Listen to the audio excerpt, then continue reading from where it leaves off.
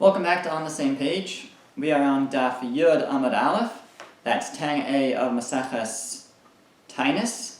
And we are on the top line of the page. The Gemara begins in the middle of the line. It says, Taf Reish, Tana Rabbanan, the rabbis taught. Eretz Yisrael nivras techila. Eretz Yisrael, the land of Israel, was created first of everything in the world. V'kol ha'olam kulo nivro lebesof. And everything else was created afterwards. Shenemar, as the pasuk says in Mishlei, it says, Ad lo asa eretz v'chutzos, until he had made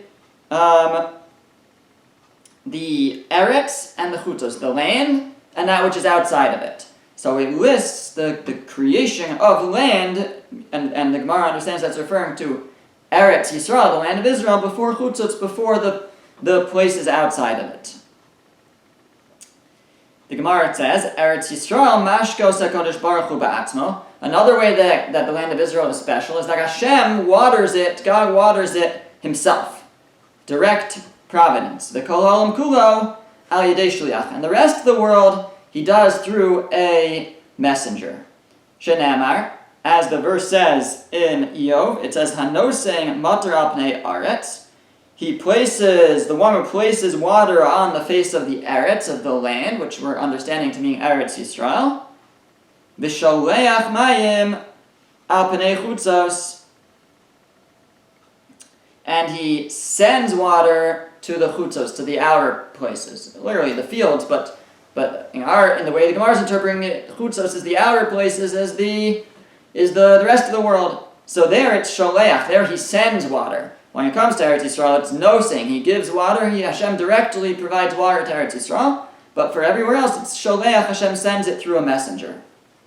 Eretz Yisrael shosem geshamim, v'kolam kulo mitamtzis. Eretz Yisrael drinks from the rain, water itself, and everything else, the rest of the world gets water from tamtzis, from the residue that remains, of the residue left in the clouds. Shenemar, Hanosing matra pnei aretz. He gives rain on the land, and then the same verse in the ends, v'sholech mayim al pnei chutzos, and then he sends water to the chutzos, to the outer places.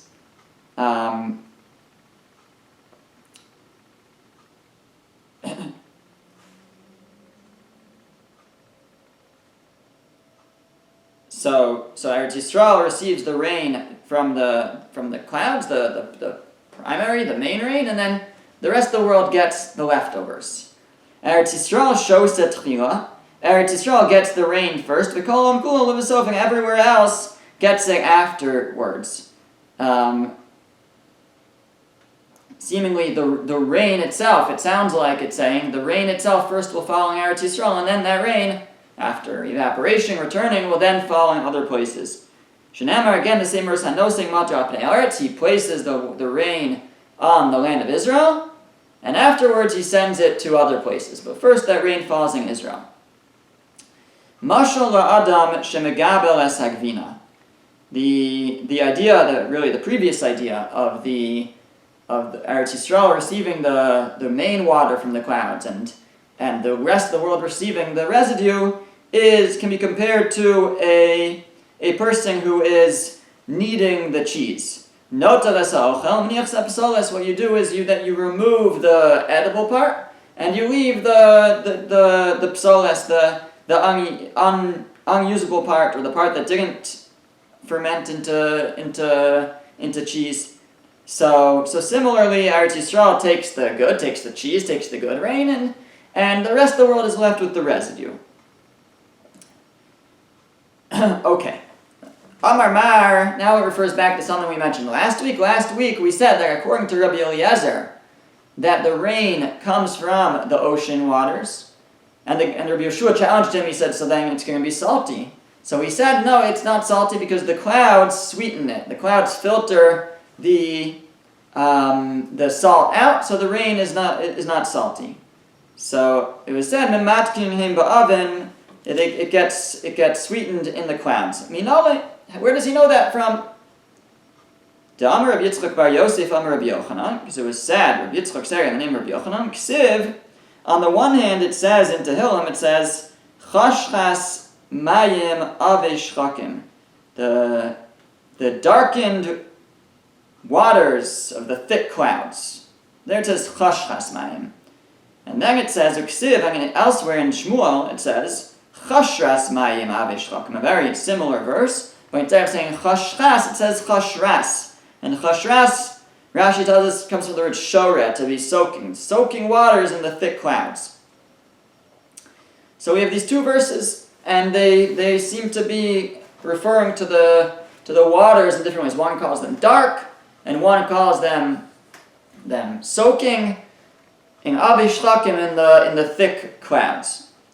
So the Gemara says that these two verses are there to teach each about the other. That Shkol Kaf V'Shadi Aresh. Take the Kaf from Chashchas, the letter Kaf. Chashchas, the Chaf, the Kaf there. And Shadi Aresh, and put it after the Resh of Chashras. And now, V'Karibe Chachsharas. Now you have a combo word.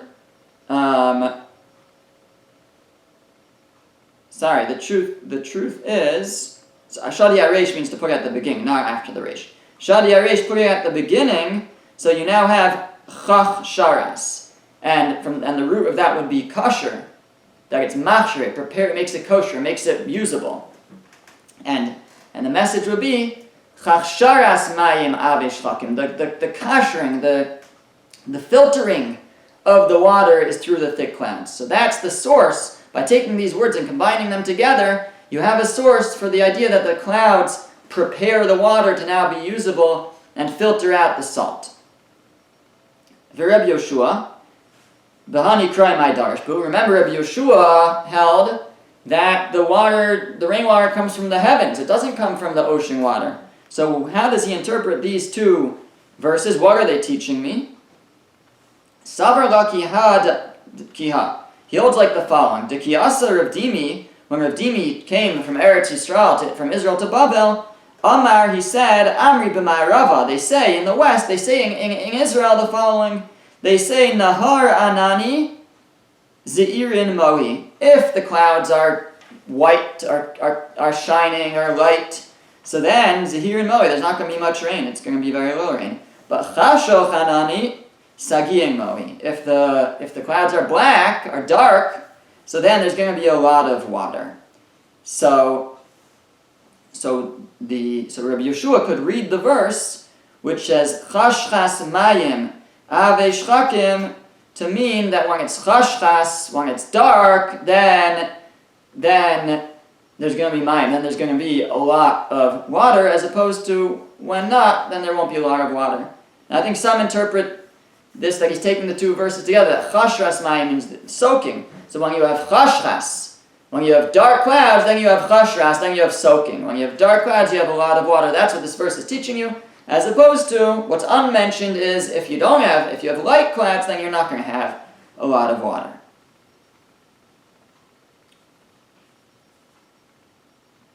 The Gemara continues, it asks, Kiman azla hadatanya, like whom does the following brisa go? Which of these opinions, the opinion of Rabbi Yoshua, the opinion of Rabbi Yoshua, that the rain comes from the heavens, or the opinion of Rabbi Eliezer that the rain comes from the ocean water. So whose opinion is the following brisa? The brisa says, the Tanya, Mayim ha'elyonim b'ma'amarhim tuim. The waters in the heavens, the heavenly water that's described in Bereshis, that God separated the waters, those waters, b'ma'amarhim tuim, they exist just on the Word of God. Now everything exists on the Word of God, but in a way these more so because there's nothing supporting them. They're just in the heavens, the water, with nothing under them. Upeirusein megeshamin, and their fruit is the rain. Their produce is the rain.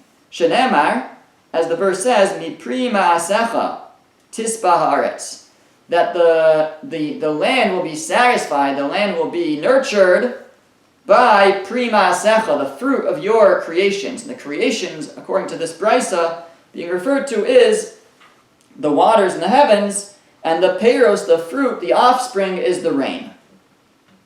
So whose opinion is that like? Kiman, Rabbi Yoshua. That's like the opinion of Rabbi Yoshua, who says that the rainwater comes from the heavens. Rabbi Eliezer, what will Rabbi Eliezer respond? Hahu b'maisa yadav shel HaKadosh Baruch Hu d'chsev. No, it's not talking about the waters in heaven specifically. It's talking about in general the creations of Hashem. Mipri ma'asecha, from the fruit of your creations in general. Tisparet, the land is nurtured, the land is satisfied. Just a general statement, but does not specifically refer to the waters in the heavens. That's what Rabbi Eliezer will respond. Amar Rabbi Yeshua ben Levi. Rabbi Yeshua ben Levi said, Kol ha'olam kulo mitamtzis gan eden hu shoseh. The whole world drinks from the residue of Gan Eden, of the Garden of Eden. Shenemar, as the pasuk says, V'nahar yotzei me'eden v'gomer. And it says that there's a river going out from Eden, and the end of that verse says, Lehashkos es hagan. There's a river that goes out from Eden to water the Gan, the Garden of Eden. It goes from Eden and waters the Garden of Eden. Umisham yipared, and from there it splits off. So the Gemara is saying that the water first goes to Gan Eden. It goes from Eden to Gan Eden, to the Garden of Eden, and it waters it. And then it splits off from there. Everything else is just receiving the residue of that water. Tana, it was taught, mitamsis beis kur shoset tarkov. From the residue of a field that's the size of a beis kur, a certain measurement, a tarkov can be watered, which is 1/60th the size of a beis kur. And as we'll see, we're going to say that the world is 1/60th the size of Gan Eden. And so just like the residue of a beis kur can water something that's 1/60th its size, so the residue of Gan Eden waters the world, which is 1/60th the size of Gan Eden. The Gemara says, Tana Rabbanan, the rabbis taught, Eretz Mitzrayim hav yadal meos parsa al dal meos parsa. The land of Mitzrayim, of ancient Egypt, was 400 parsa, which is a measurement, by 400 parsa. V'hu echad mishishim b'kush, and it's 1/60th the size of Kush.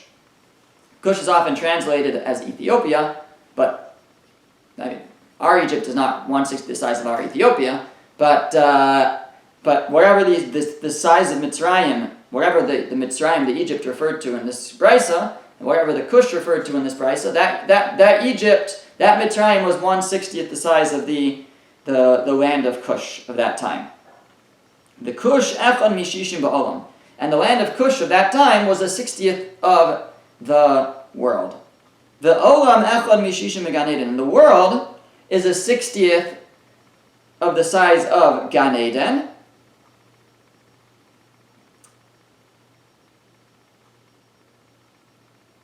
Of the Gan itself, the Garden of Eden. The Gan and the Garden of Eden is echad mishishim le'Eden, is 1/60th of the size of Eden itself.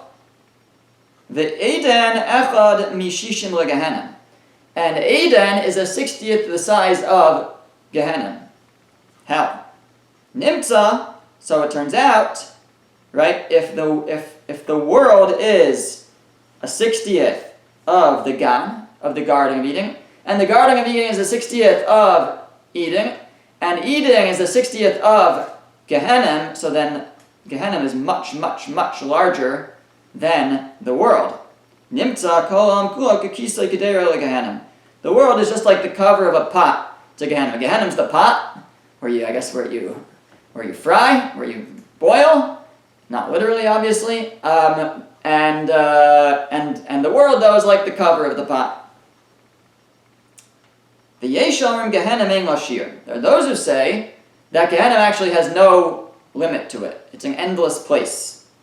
The Yeshamrim Eden mein lashir, and some say that Eden has no shear, no limited, no size. That's a endless place. Okay.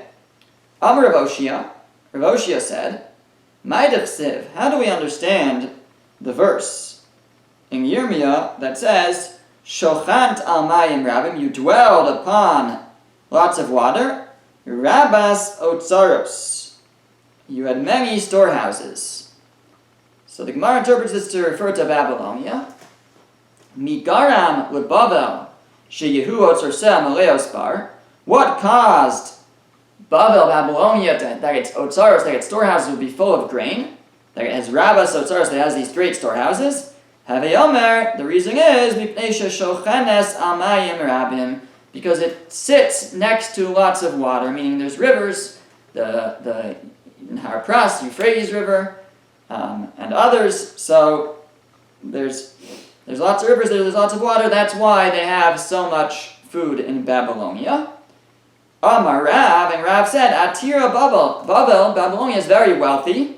Dechatzta below mitra, because they can still grow things without rain, because they have rivers, they have water, they're in a low place, and they could use irrigation, etc. So they don't need rain. Amar Abaye said, Nakitinan tovani velo yovshani. We would pick a drowned place, a wet, marshy place, over a dry place any day. A wet place like Bavel is better than a dry place. Okay. Says the Mishnah. Begimel b'mar cheshvan shaling es hageshamim. On the 3rd of Cheshvan,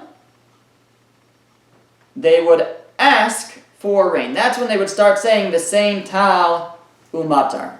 That God should, in the bracha Barech Aleinu, that God should grant us Tal Umatar, dew and rain. That was said beginning on the 3rd of Cheshvan. That's what the first opinion of the Mishnah says. Rabbi Gamliel Omer b'Shiva bo. Rabbi Gamliel said, no, you wait till the 7th of Cheshvan. Tesvav Yom Achar Chag, which is 15 days after the conclusion of Sukkot. And the reason is that the last people in Israel who came to be Ola L'Regel, they came on the pilgrimage of Sukkot to Yerushalayim, so they can reach all the way to the river Pras, the Euphrates, in Babylonia, without getting rained on. So we don't start asking for rain until 15 days after the conclusion of Sukkot, which is the 7th of Cheshvan.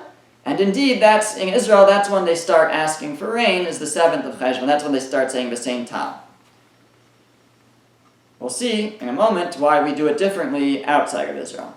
Amar Rabbi Lazar. Rabbi Lazar said, "Halacha like Rabbi Gamliel." Now, halacha is like Rabbi Gamliel, that we start saying it in Israel. You start saying it on the 7th of Cheshvan. Tanya, we're learning a brisa. Chananya says, Uvegola ad shishim b'tkufa. In the exile, in the diaspora, where you don't need it to rain as soon, you can generally get more rain, so then you wait until the 60th day of the tekufa, of the season. That's when you start asking for rain. What is the 60th day of the season? So it's 60 days after the autumnal equinox, and after the start of fall, the equinox, when the sun, I think, is directly over the equator, and you have equal day. The length of the days is equal. So that's the first day of fall. Now we start saying it November 5th around, depending on the year, December 5th, which is not 60 days after the start of fall, which is September 22nd approximately, so 60 days after that would be right around November 22nd. But we don't start saying until December 5th about, so it seems that's more than 60 days after the tekufa, after the season begins. So that actually has to do with a error in the calendar, because the way that we do it is based on the Julian calendar, which is different than the current calendar, the Gregorian calendar, and continues to shift every century or so, with some exceptions, and so it's actually moving further away, but that has to do with a seemingly a mistaken calculation, but that's still, I guess, how it's established, and that's how we do it. Amar Rav Huna bar Chia Amar Shmuel.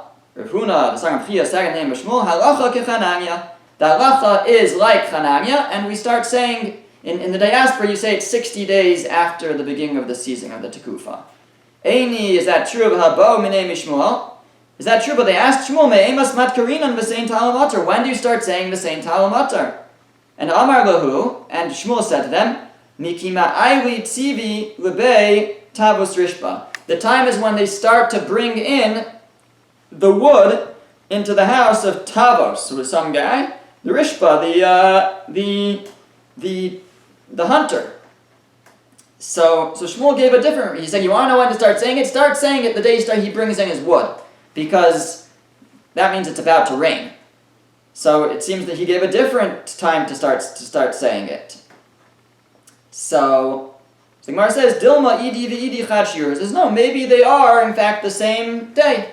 Maybe the day that this person would bring in his wood is 60 days after the Tekufa, after the season begins, and there's no argument here. Yibayu lahu. They asked them, Yom shishim kilifnei shishim o kilachar shishim. You said to start saying it 60 days after the Tekufa. Does that mean on the 60th day, or the day after that? Is the 60th day Yom shishim kilifnei shishim? Is it still like before that? On the 60th day, you still don't say the same tile, and you start actually on the 61st day? Or is it like after already, and you already start saying it? So Tashma, come and listen. Rav Amar Yom Shishim Kilachar Shishim. Rav said that the 60th day is like after the 60th, and you already start saying it on the 60th. Ushmuel Amar Yom Shishim Kilifnei Shishim. And Shmuel said, no, you do not say on the 60th. The 60th is like the previous days. You only start saying it on the 61st. Amar Rav Nachman bar Yitzchak. Rav Nachman bar Yitzchak said, "V'simanecha," a sign, a euphemism to remember who said what. That Rav said that you do say it on the 60th day, and Shmuel said you don't say it.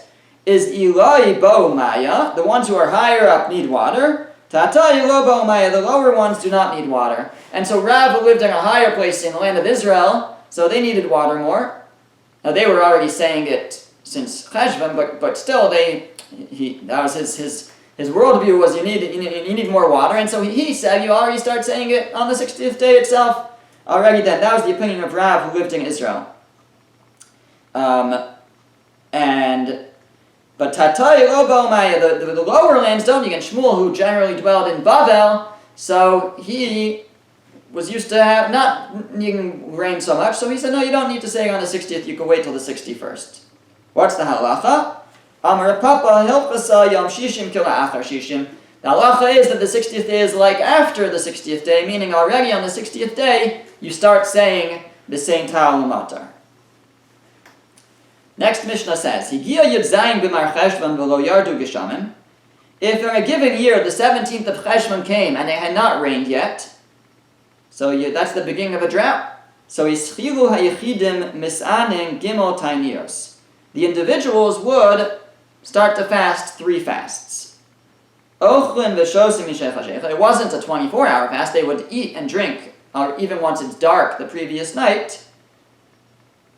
Umutarin b'mulacha u'berechitza u'besicha v'nilas hasandal v'tashish shmita. It wasn't like Tisha B'Av or Yom Kippur. They were permitted, even though they were fasting, they were permitted to work, they were permitted to bathe, and to anoint themselves with oil, and to wear leather shoes, and to have marital relations. Higia Rosh Chodesh Kislev v'lo yardu geshamim. If the first of Kislev came and still it hadn't rained, Beis Din gozrin shalosh tainios ala tzibor. Beis Din would decree 3 fasts on the congregation. Ochlin v'shosim mishech hashecha. And again, this time it was fasts decreed by Beis Din on the congregation. But they would still eat and drink the night before.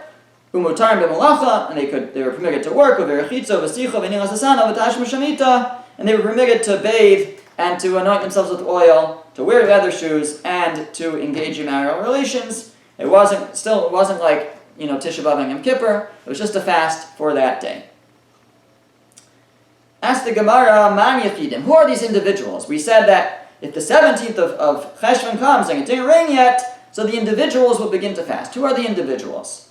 Amar Rav Huna, Rabbanan. It means the rabbis would take on a fast earlier than the laymen. Ve'amar Rav Huna, Yechidim Misanin Shlosha Tainios. And Rav Huna said further, they would fast 3 fasts. What was the order of those fasts? Sheni v'chamishi v'sheni. They would fast a Monday, a Thursday, and then a Monday. Asks the Gemara, Mai Kamashmalan, what is Rav Huna coming to teach me? Tanina.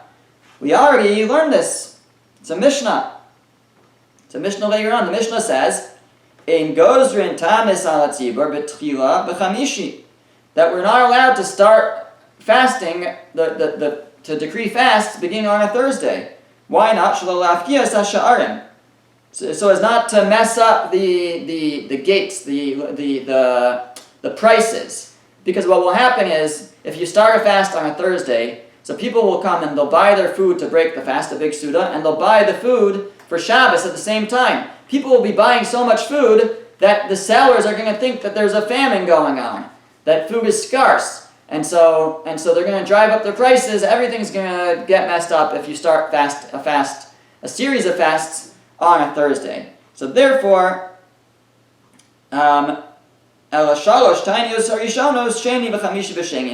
rather you should have it Monday, Thursday, and Monday. So then they fasted Monday, bar big Suda, word got out, and then people knew that a fast, this was in the context of fasting, and when they went and bar our food on Thursday, there were no surprises there. People knew exactly what was going on, and it wouldn't mess up the prices in the markets.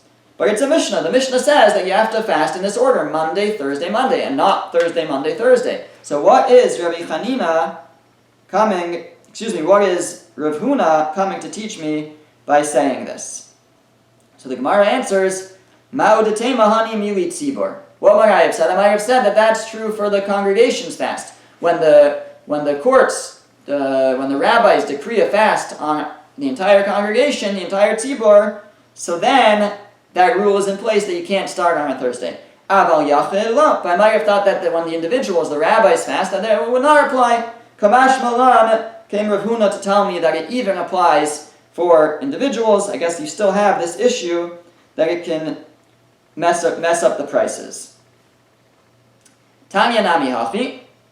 We have a brisa expressing this. It says, Kishischila Yechidim Lisanos Misanin Sheni v'Chamishi v'Sheni. When the individuals would fast, they would fast Monday, Thursday, Monday. Umafsikim b'Rosh Chadashim, and they would break, if it was Rosh Chodesh, they wouldn't fast on Rosh Chodesh. Top of the next page, Uvayamim Tovim Aksuvim Megillas Taanis. And also, on all the Yom Tovim, all the holidays that are recorded in Megillas Taanis, which is a book that records different holidays and fasts. So if there were many holidays that are not, we don't practice them anymore, but celebrating miracles, celebrating different events that are written in Megillas Taanis, and all that we practice now of those are Chanukah and Purim, but there are many other rabbinic holidays, and on those days also, they wouldn't fast. So here we have another brisa to back up the words of Rav Huna. It seems it's acceptable for Rav Huna to teach us something that's in a brisa, but to teach us something that's in a Mishnah, everybody knows the Mishnah, and therefore that seemed superfluous. That's why we had to explain that he was coming to teach us that even for the individual fast, they have to start on a Monday, and there's a brisa to that effect as well.